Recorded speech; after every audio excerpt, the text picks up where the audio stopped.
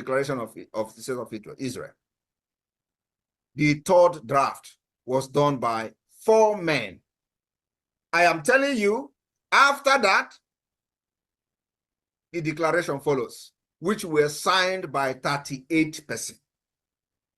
Now, drafting the text, the first draft of the declaration was made by this Berenson, the legal advisor of the trade union, and later a justice of the Supreme Court.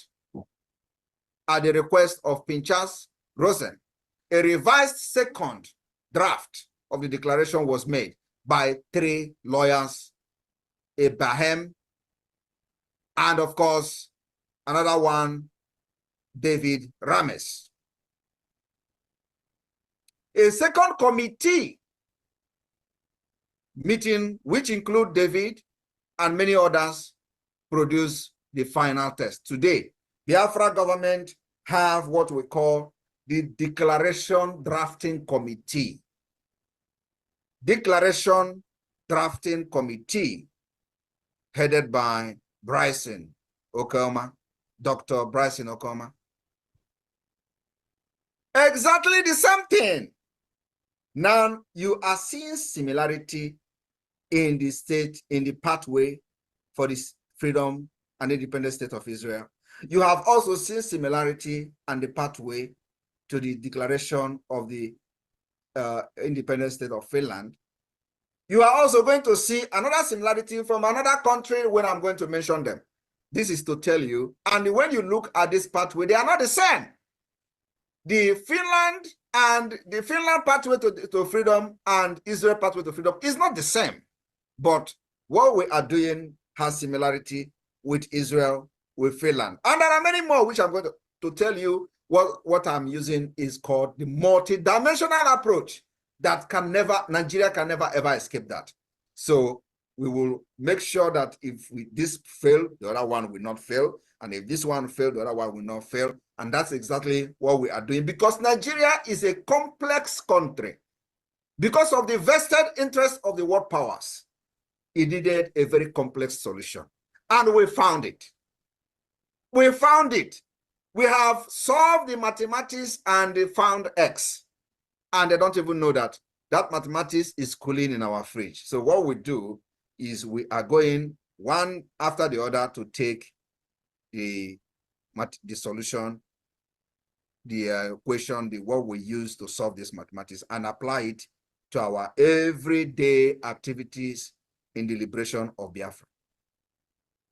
Now, I want you also to understand that the vote of the 12th May 1945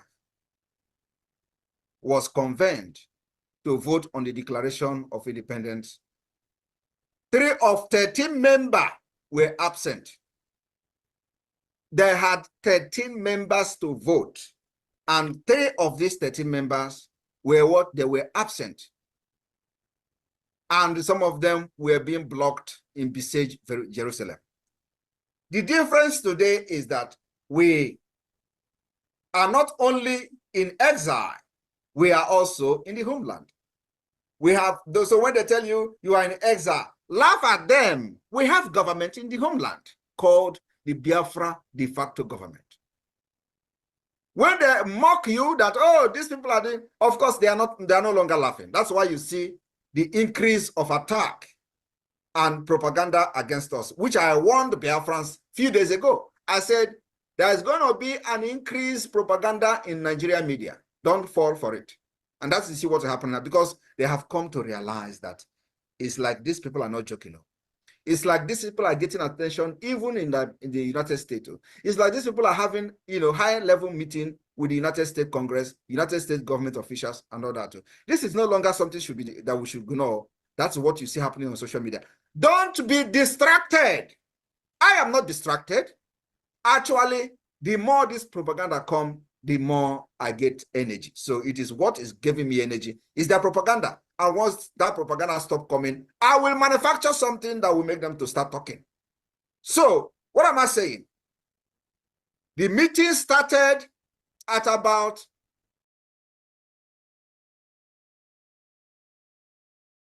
Mazio KCC, the admin of Northern Nigeria. You have the mic.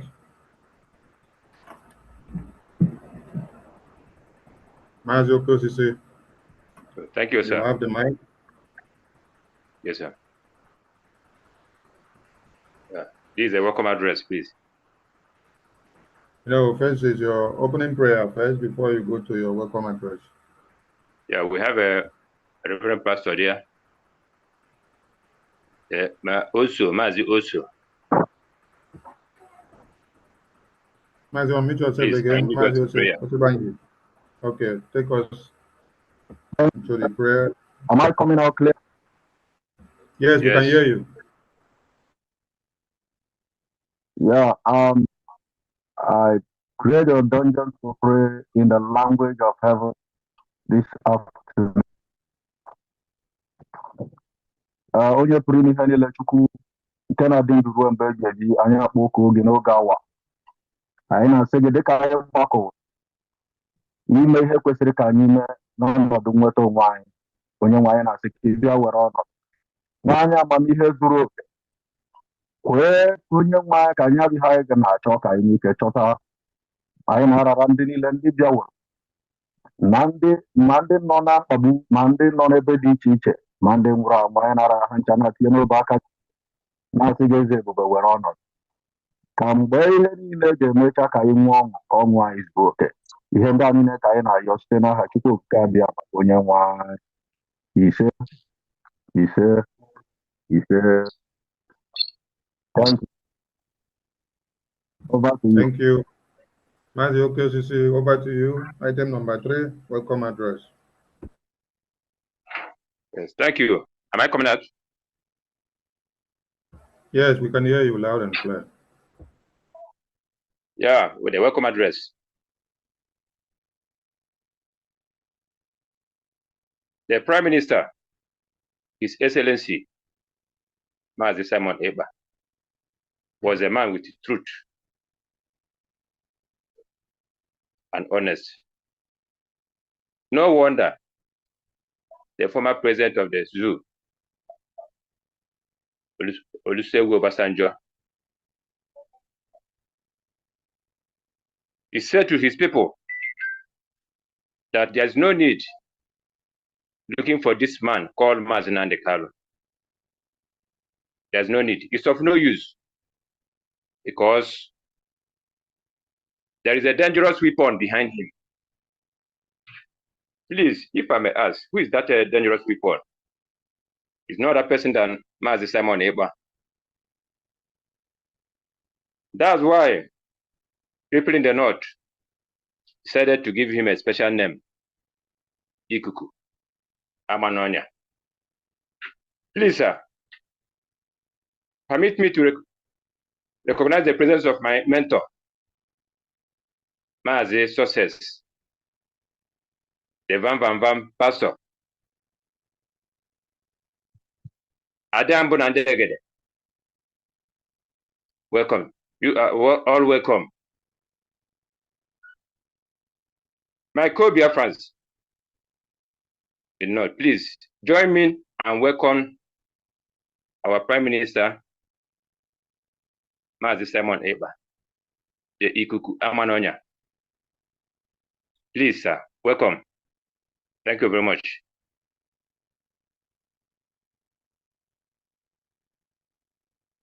Thank you, Mazio KCC, for the short speech of welcome.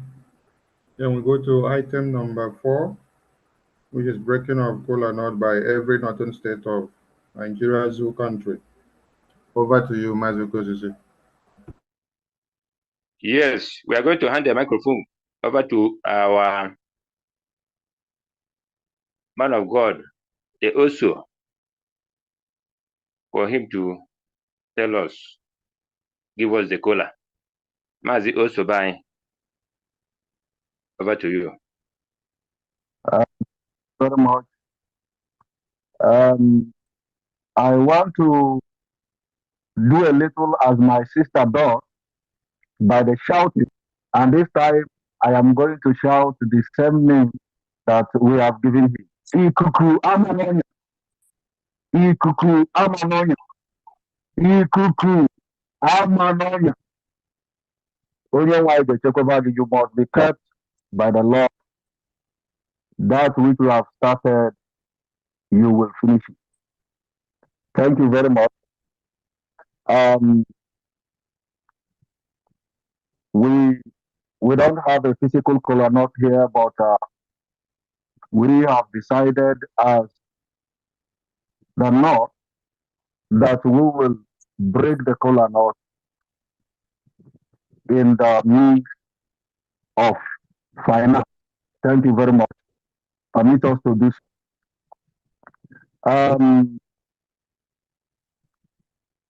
We are doing it by state, not by individual, for a purpose. And please pardon us as we do that. Later on, we are going to forward the name and everything that has to do with what we have just done.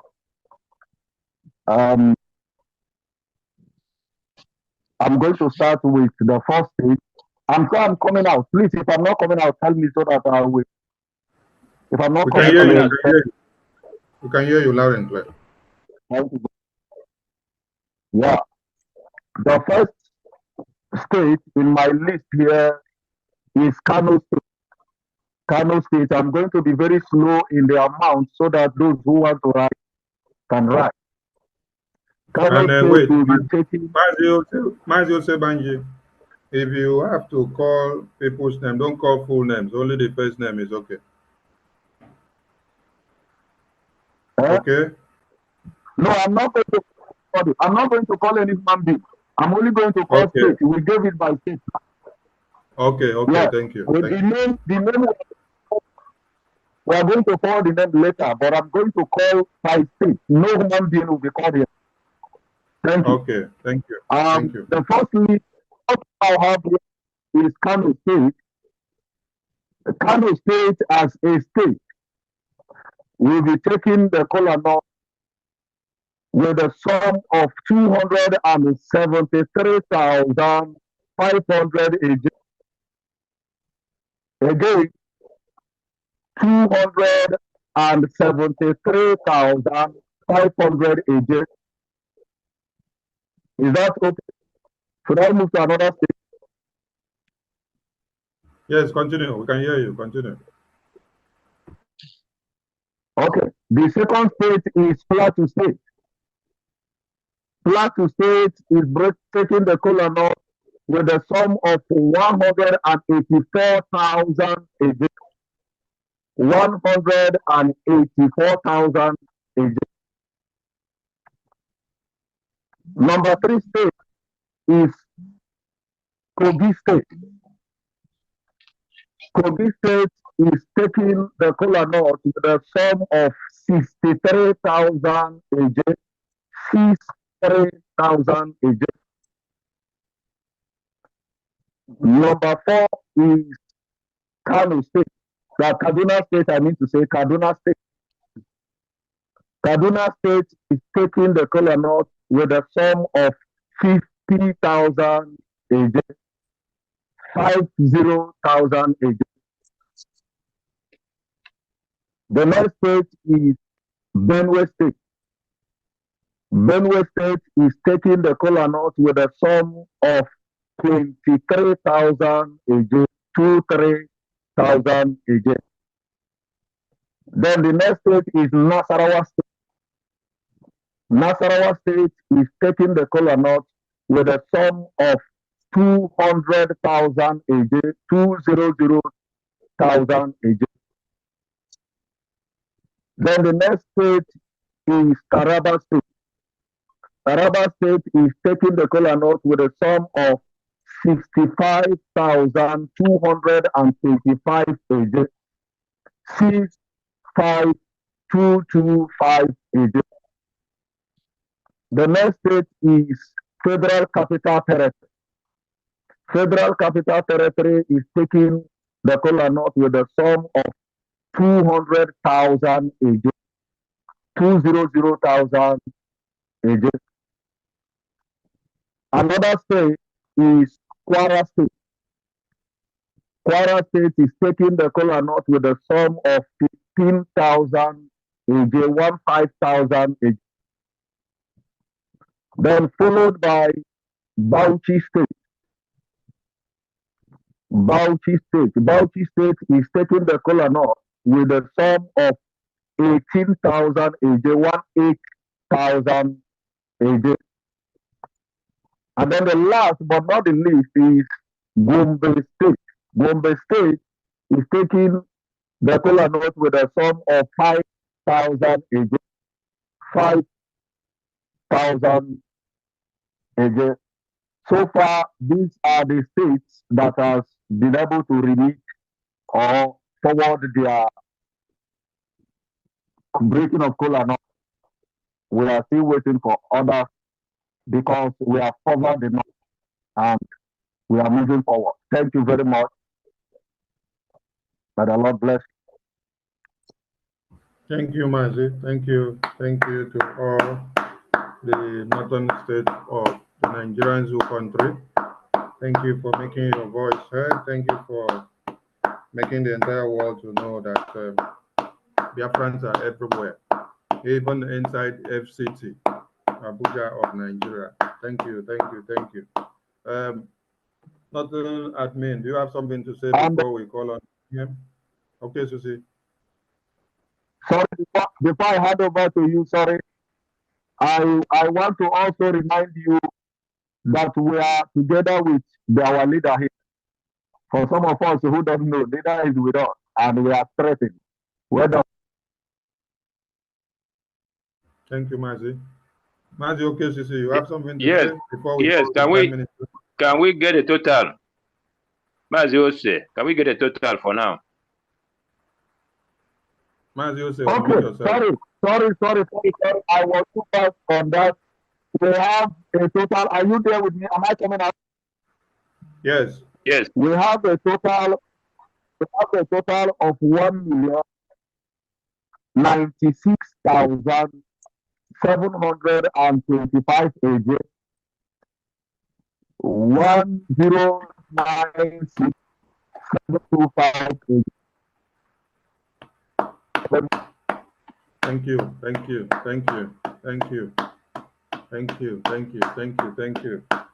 Mazi Okezisi, over to you before we hand over Yes, to the thank you very much, sir. In this juncture, I want to use the 50,000 AJ to welcome our PM to clean the microphone for him. Thank you very much. Thank you. Prime Minister, we now offer you, we usher you to the stage. Take the stage, Prime Minister. Unmute yourself, PM.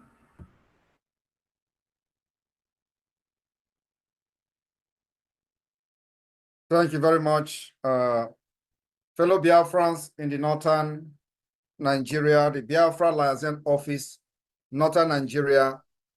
I thank you for this noble cause, and of course for inviting me today to northern Nigeria, as part of the tour of the unification of the Biafra people all over the world. As you may know, we are just coming from the Australia tour, and here we are. I just want to let every one of you understand that we mean business in the liberation of Biafra.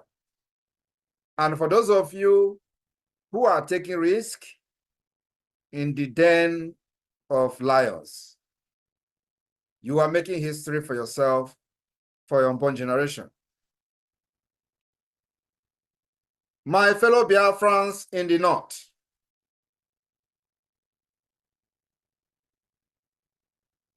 and of course those that have joined and are listening to this program today, I have come to address many of you for the very first time in the northern Nigeria in connection with a horrific and savage act of terrorism against our land few days ago.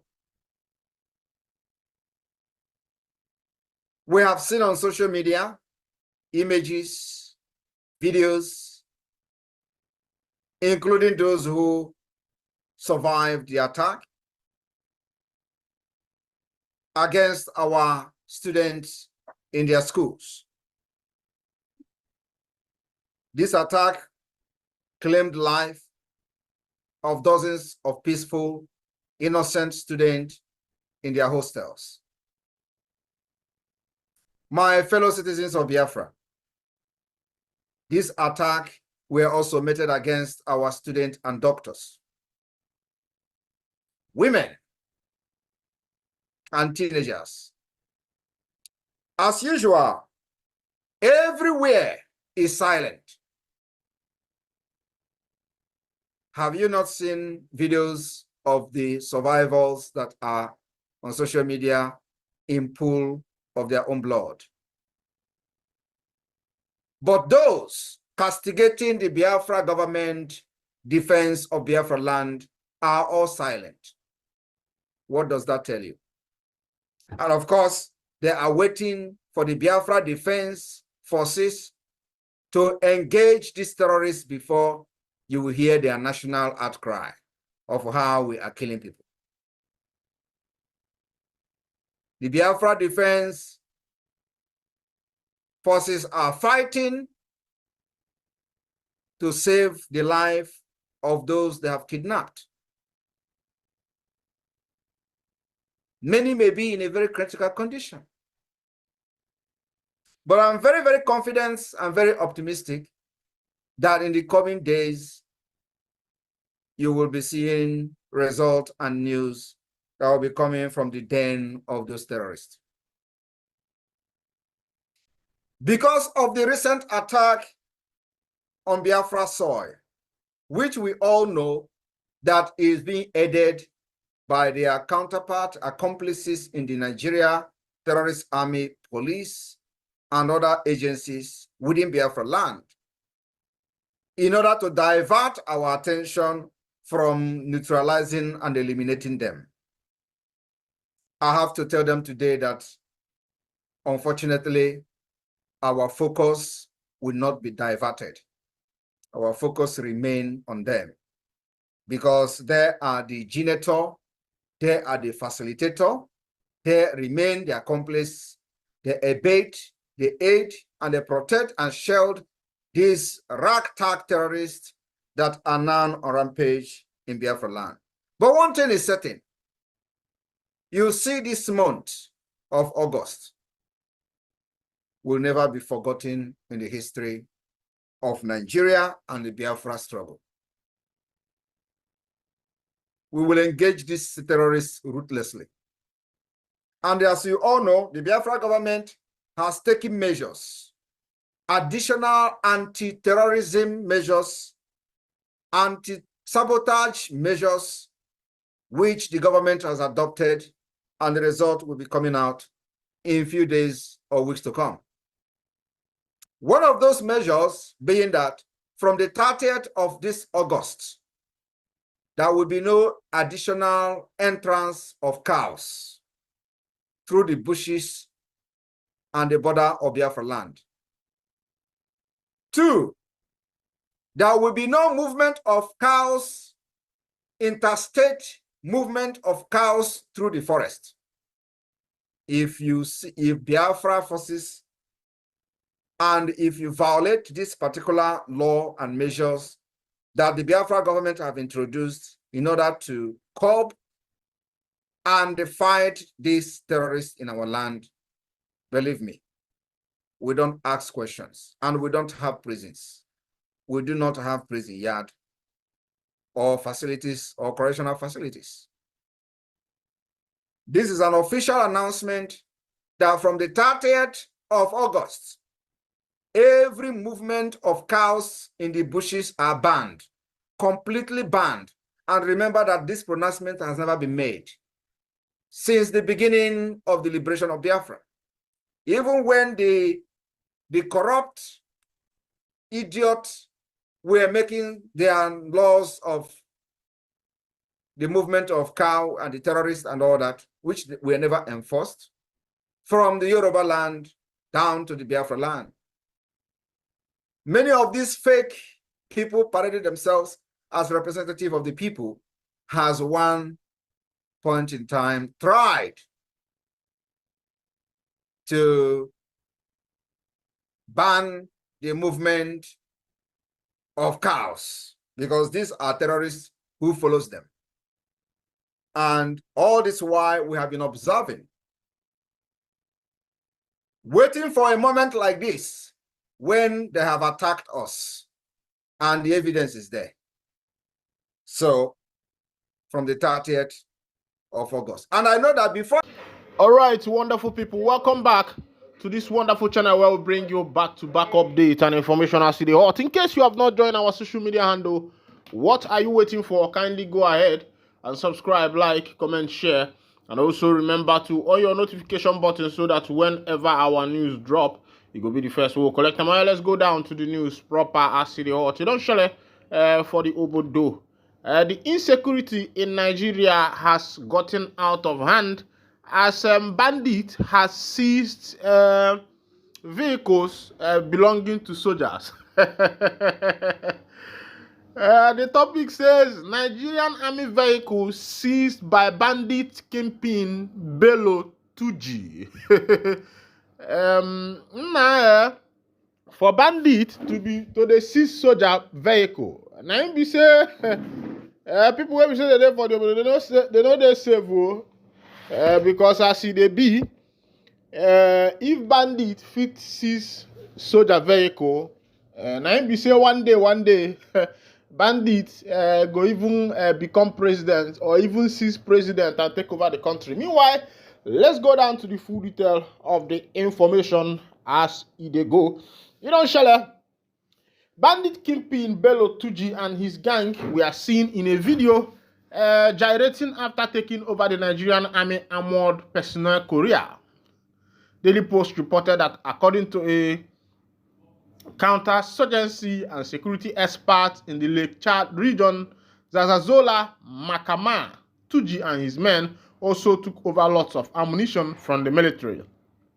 Makama disclosed that a distress report was received by the troops indicating a high-level meeting of bandits at a specified location in Bello 2G's camp. Troops responded swiftly to the area, but their vehicle became stuck in the marshy terrain, halting their advance. Makama revealed that the bandits then opened fire on the troops, which lasted for 4 hours.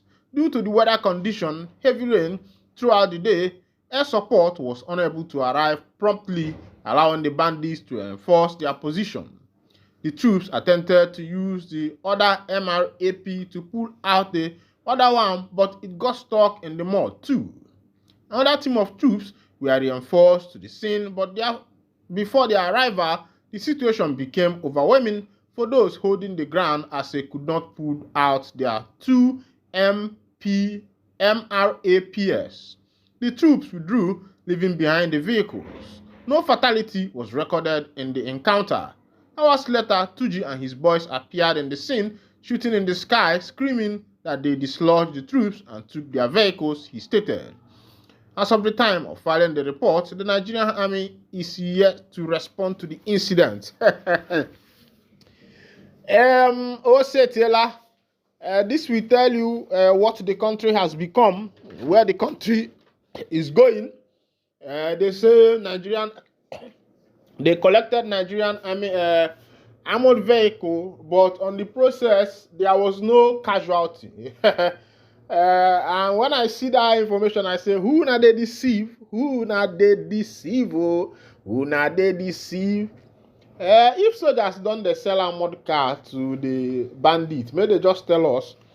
Because you can't tell me that your MRAP was stuck in the mud. The second one was stuck in the mud. You people retreated. There was a lot of shooting. There was no casualty. Now, that information atole. Let people look at that information properly before accepting it, because that thing looks somehow that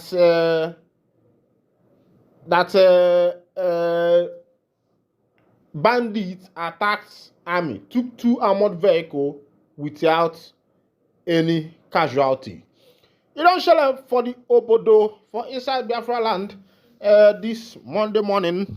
I say woto don't sub for the place where we say they call Imo State for inside where the unknown gunmen clashed with also the energy army, and the energy army them boys collected woto from the unknown gunmen. And when we do investigation, some people say now the ESN, others say that the IPOB, others say that part of Biafra Liberation Army, they do that one. And we are trying to find out. Some people say the people will do that in non-government, no. But the eyewitnesses where we see, they say that the boys, so now the boys where we say then they for that obodo, and then they carry out that operation. They say they know one soldiers, may they come they occupy their land. Say this time, waiting the soldiers they do, now to just the day they collect money. And some people they talk say, say some kata where we say they happen for the area, and the soldiers they undress themselves, they come, they carry out that particular attack. We are trying to find out the truth. As it be, they say group reviews 98 security checking points exist in the southeast, alleges extortion. There are about 98 security checking points in the southeast. It's even more than the person that counted this thing did not count well, because if you are moving from Imo State to Port Harcourt, you will see more than 30. If you are now moving from Imo State to Anambra, they plenty. If you are now moving to Anambra to Enugu State, that is where there are many. If you are from there going to Ebonyi State, my brother, they yakpa. So tell me, upon all these security checking points, there is still insecurity in the country. There is still attack.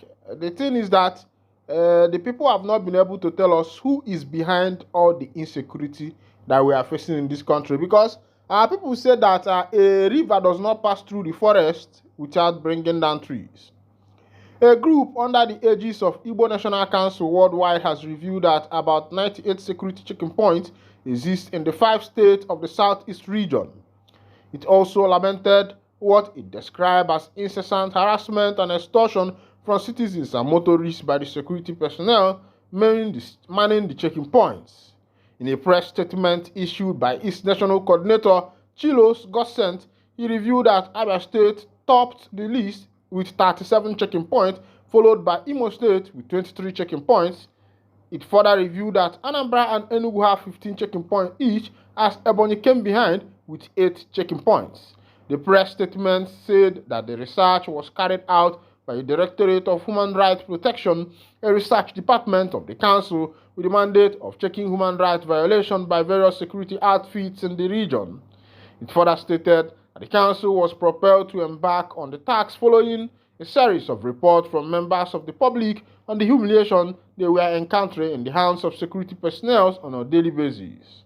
Gossen further stated in the press statement that some of the checking points are manned by a joint task force comprising the military, the police, and civil defense, while at some blockade it will be either the military or the police. He stated that even though the group was not happy with the rate of insecurity in the region, the security operatives should carry out their operation with human face. The group pointed out that if the security personnel kept the rule of their professional engagement, it will build a healthy relationship between them and the civilians who also have responsibility of helping security outfits in fighting against criminalities. But the group, however, regretted that the checking points and outposts have alleged turned to illegal toll gates and humiliation points against civilians who are the road users. My brother, my people, if you have actually traveled on some of these roads, this Anambra Road, Imo State Road, Enugu State Road, Abia State Road, Ebonyi State Road, River State Road, you will concur that what we are saying here is true. And there is one thing that usually happens whenever there is one thing that usually happens whenever these security people are warned to stay out of the road, you will find out that immediately they move out of the road, you see what is called an increase in insecurity in that particular area. And sometimes people have began to ask questions like, who is behind the insecurity in the southeastern part of Nigeria? Are the security behind it? Like Danjuma said, he said, a former retired soldier, that the insecurity in Nigeria, that there are some soldiers behind it. But the issue is, how do we uncover those bad eggs in the good eggs that are causing this evil in the community? They say kidnapping, 350 million paid as ransom, indictment on Soludo's securities agency, Obu. These kidnappers, it has become a good business for them if a kidnapper can cash out 350 million. Let's go out and see the full detail of that particular information. A human rights advocate, Charles Obu, has described the SBM intelligence report ranking Anambra State as headquarters of kidnapping as a huge indictment on Governor Charles Soludo, the Nigerian police force, and other security agencies. The statement comes after the SBM intelligence report stated that 27 out of Nigeria's 36 states recorded ransom payment to kidnappers between July 2023 and July 2024, with Anambra State recording the highest ransom paid at 350 million.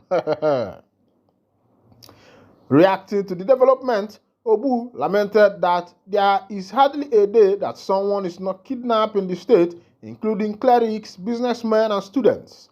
In a post on his Facebook page on Friday, Obu alleged that everyone who lives in the state knows about the issue but has chosen to be silent about it. He therefore urged Soludo not to wait for President Bola Tinubu, stressing that the governor needs to step up before the people lose one of the most important parts of Igbo land to criminals. Obu's words, as Anambra becomes Nigeria's kidnapping capital. Yesterday, the SBM intelligence report covering July 2023 to July 2024 ranked Anambra as the headquarters of ransom for kidnapping in the country, with around 350 million paid by Anambra victims to kidnappers, with many killed even after the ransom was paid. This is far ahead of second place Rivers, which recorded 67 million in ransom payment by victims of kidnapping. This is what is currently going on in the Obodo now. Kidnapping has become more like a legalized business, and the people who are behind this incessant kidnapping in the Obodo is the people who we don't know. Meanwhile, this is where I'll be winding down the curtain, and if this is your first time of joining us, kindly go ahead, subscribe, like, and comment. Thank you for listening. God bless you. It's in dilapidated form. The citizens are hungry. Few can easily or hardly achieve whatever they want or acquire what they want because of scarcity of money and scarcity of fuel, scarcity of products to be able to return business and purchase the commodity you require. But as it is, let's go down to the full detail of the information, make you see what's in there happen. The Defense Headquarters, DHQ, has disclosed that the Nigerian government is engaging the European Union, EU, towards extraditing the Prime Minister of the Biafra Republic government in exile. No be me talk amo, now waiting I see for news I they read. Before some of you will come up and say, Nyokopus, every time, I go to show you good information. Make you yourself know as it be for the Obodo. DHQ Director of Defense Media Operation Major General Edward Buba spoke in response to EPA's announcement of December 2nd as the date of the map presentation and official declaration of Biafra Republic. Addressing newsmen in Abuja on Tuesday, Buba said the Nigerian government would respond appropriately through the EU. He said the FG would respond appropriately to the Finnish government through the EU. On the part of the military, troops would sustain operation against IPOB/ESN. EPA had unveiled the map of the 40 United States of Biafra and issued a declaration on December 2nd, 2024. He disclosed that the move was aimed at expediting the actualization of Biafra independence. The Biafra government is preparing to present the complete map of Biafra on December 2nd, 2024, Eba claimed. Biafra map, Nigerian government moves for Eba extradition. This is the current update now, live, that the Nigerian government is moving for Mazi Simon Ekpa's extradition, for him to be extradited from Finland to Nigeria to face the course of law. And many people will be wondering, what is the man's offense? The man's offense is that he unveiled the new Biafra map, and he has proposed that the declaration of a Republic of Biafra will commence on the 2nd of December 2024, after he unveiled map of 40 states of Biafra, and he said the declaration will be on the 2nd of December 2024. And the Nigerian government, hearing that, went into shiver, panic, and shaking, and said, it looks like this boy is coming in another form, and they are going to take a direct action. And when the DHQ was asked, they responded in this way, that they are going to respond appropriately to Mazi Simon Ekpa through the EU and through the the European Union, and also through the Finland government. Of course, they said they have also been writing to the Finland government to know what they are going to do about it. And the question, please drop it on the comment section. Is it an offense? Is it against the law? What Ekpa is doing, that he's saying that he's going to declare the Biafra referendum, or is it wrong for some people to decide they want to secede from a particular nation and have their own nation? If it is wrong, let me know what you think, because of course you know that we have found ourselves in a nation whereby we cannot even exercise our political right, even our franchise right. The last election shows proof that right to franchise has been denied Nigerians, Ndigbo as a whole. Right to franchise they have been denied the right to franchise, because when a majority of the citizens voted, and you find out that after the voting, the citizens know who they voted for, and you see the INEC upturning the result to favor a particular party, and that is to tell you that the right to franchise has been marginalized in the nation where we see ourselves, because your vote no more counts. What counts is what the INEC gives to the people.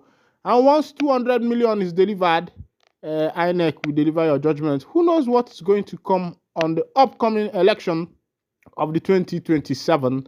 The other one, we had that 200 million was the deal.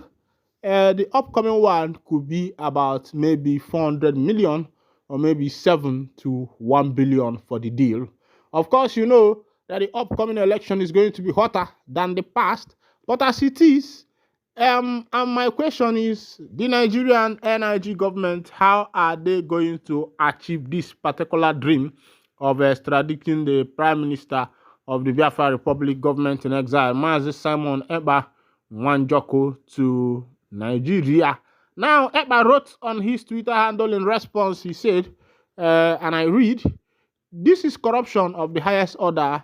Nigeria paid the man millions of dollars to ban me on WhatsApp, Facebook, and Instagram between 2022 and 2023. Finally, the truth is out.